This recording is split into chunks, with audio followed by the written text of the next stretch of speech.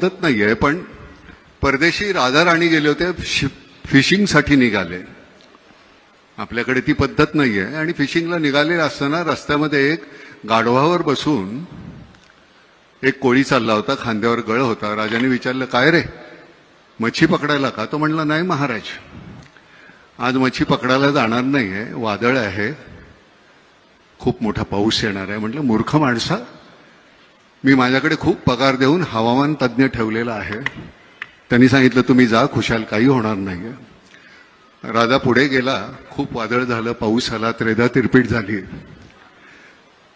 राजा दरबारात गेला, प्रधानाला सांगितलं, त्या माणसाला आणा बघू, हवामान तज्ज्ञाला, त्याला लाथ घालून हाकलून लावा आणि त्या कोळ्याला बोलवा आणि त्याला अपॉइंट करा. कोळी आला, तो म्हणला, महाराज, मला यातलं काही कळत नाही हो. तो म्हणलं, मग त्या दिवशी कसं सांगितलंस, पाऊस येणार, वादळ होणार?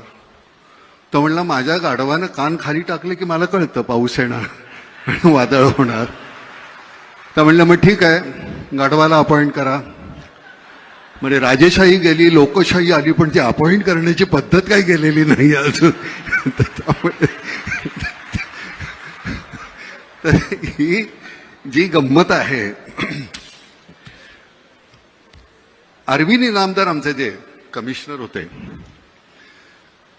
त्यांची एक पद्धत होती बोलण्याची, या देवा, कसं काय देवा, काय काय आणू का तुम्हाला, काय देवा. त्यांच्याशी बोलताना एक दिवस ते म्हणाले, नाना, मला काही कळत नाही, आमच्या पोलीस खात्यातल्या लोकांना, काही मंडळी ना, सगळ्यांना नाही, पण ते का पैसे खावेसे वाटतात. अहो, आम्हाला जेवढा पगार मिळतो का नाही, तो खर्च होत नाही हो. त्या माणसाची, म्हणजे शेवटपर्यंत अरविंद इनामदारांच्या घरी ब्लॅक अँड व्हाईट टीव्ही होता, अरविंद इनामदार गेले तेव्हा सुद्धा.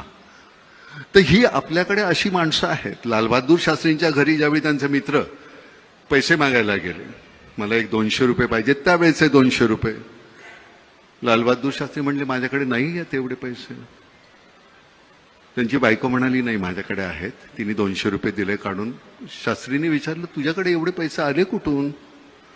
ती म्हणली, नाही, दर तुम्ही पगारातून देताना त्यातले 5-10 रुपये मी वाचवते.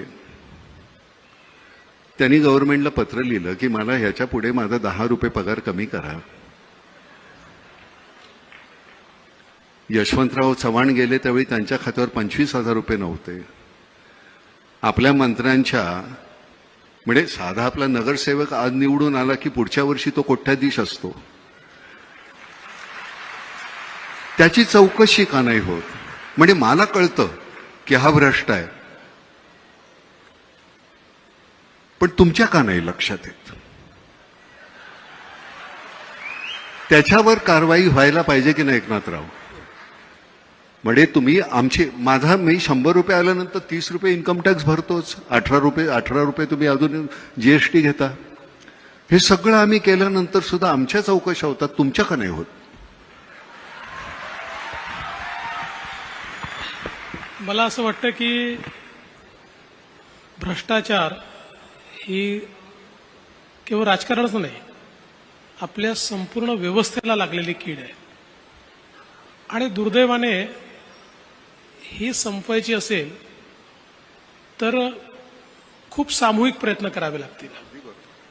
याचं कारण असं आहे की आपण बघा, भ्रष्टाचाराकरता जेलमध्ये जाऊन आलेले, अनेक प्रकरणांमध्ये अडकलेले असे लोक थम्पिंग मेजॉरिटीने निवडून येतात. त्यांना लोक वारंवार निवडून पाठवतात आणि मग त्यातनं समाजामध्ये भ्रष्टाचाराबद्दल कुठलाही तिरस्कार तयार होत नाही. जोपर्यंत समाज चांगल्याला चांगलं म्हणणार नाही आणि वाईटाला वाईट म्हणणार नाही, तोपर्यंत ही परिस्थिती बदलणार देखील नाही. आणि म्हणून मला असं वाटतं की एक सामूहिक प्रयत्न आपल्या सगळ्यांना करावा लागेल. उदाहरणार्थ, अनेक वेळा आम्हाला लोक विचारतात की का हो तुम्ही इतके गुन्हे आणि कसं त्यांना तुम्ही तिकीट देता? तर आम्हाला त्याला सांगावं लागतं की बाबा, त्याच्यावर गुन्हे आहेत, पण तोच निवडून येतो आणि दुसऱ्याला मी खूप चांगला, साळसूत, सुंदर, स्वच्छ, टिकाऊ, त्याला उभं केलं, डिपॉझिट चाललंय त्याचं. त्यामुळे राजकीय नेते केवळ हे बदलू शकत नाही, समाजाला बदलावं लागेल. आणि केवळ समाजावर टाकूनही चालणार नाही, राजकीय नेत्यांना देखील हे परिवर्तन झालं पाहिजे असं वाटावं लागेल.